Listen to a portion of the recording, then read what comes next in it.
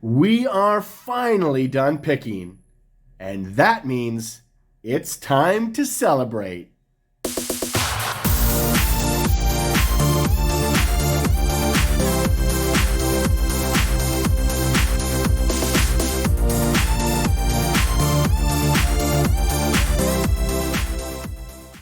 The Great Hazelnut Harvest 2002 is done.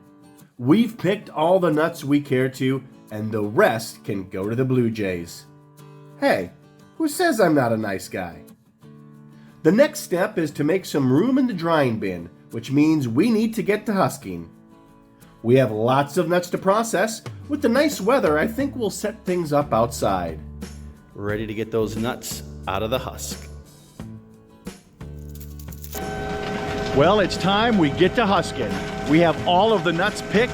They're dried down enough so that we can at least get them through the husker the first time.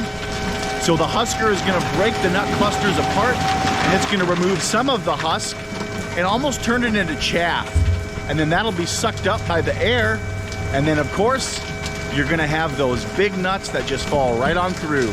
The heavy nut clusters and nuts, they'll simply fall right through the air column.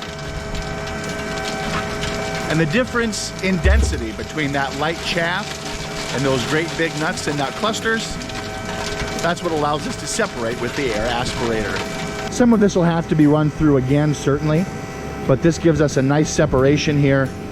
And then we get some of these nuts that are left in the air column here, and they're just kind of hanging out. So we need to purge the line from time to time. Purge the line!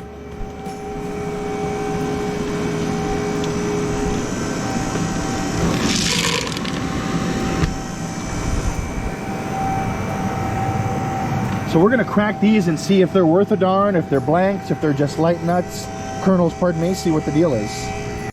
Once through the husker, we need to separate the round in-shell nuts from the nuts still in the cluster, or with a little bit of husk stuck to the nut.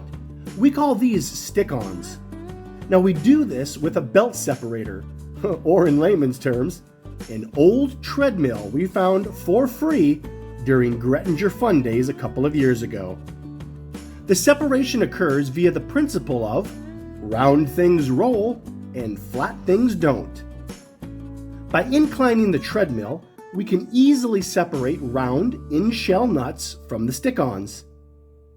As you can see, it might take a couple of runs across the treadmill, but it sure beats sorting by hand.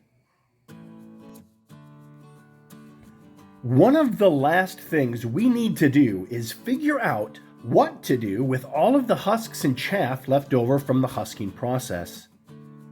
I prefer to burn them, if only because the husks burn slow and hot, and essentially melt old stumps from trees.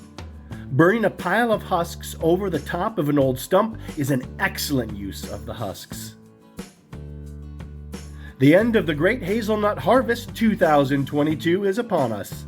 It's always a marathon to get the nuts picked and processed before the squirrels and blue jays feast.